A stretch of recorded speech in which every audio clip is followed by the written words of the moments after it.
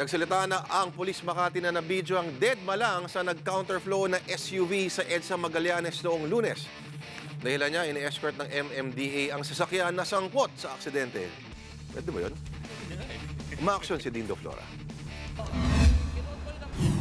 Masama ang loob ni SPO4 Ricardo Toledo ng Makati PNP sa batikos na natanggap sa social media. Kaugnayan ng viral video ng tila pagdedma sa pag-counterflow ng isang SUV sa EDSA Magallanes Service Road. Sana po, wag naman pong bigyan ng masamang kahulugan. Nagtatrabaho po kami na maayos dito.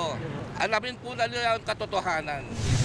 Sa video na ipinost sa Facebook page ng Top Gear Philippines, makikita ang pagpilit ng puting SUV na pumasok sa one-way service road sa ilalim ng Magallanes MRT. Nagbistulan pang one lane ng kalsada dahil sa nakaparadang patrol car.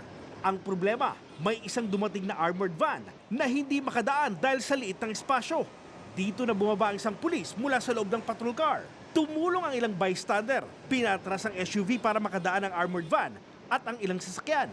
Pero tila wala pa rin planong tumigil sa pag-counterflow ang SUV. Dito na puna na tumayo lang at nanood ang pulis at saka bumalik sa patrol car.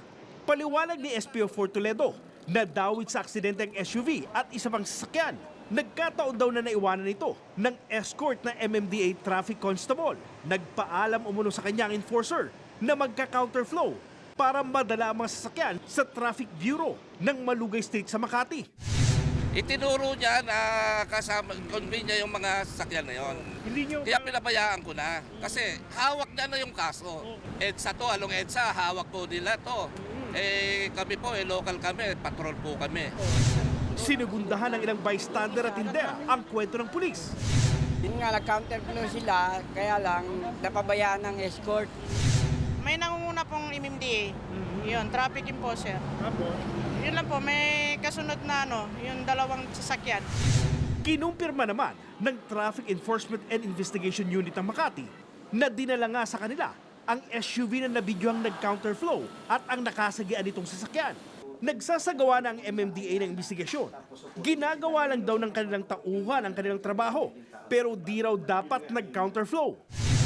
Hindi ho yata naangkop dun sa situation dahil nga po unang sinasabing ang heavy traffic at pangalawa po delikado nga. Pero marahil po ito namang ating constable was acting in good faith, siya yung man on the ground, kailangan niya gumawa ng desisyon.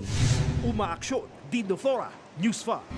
Sure to come back. News 5 everywhere. Copyright 2015.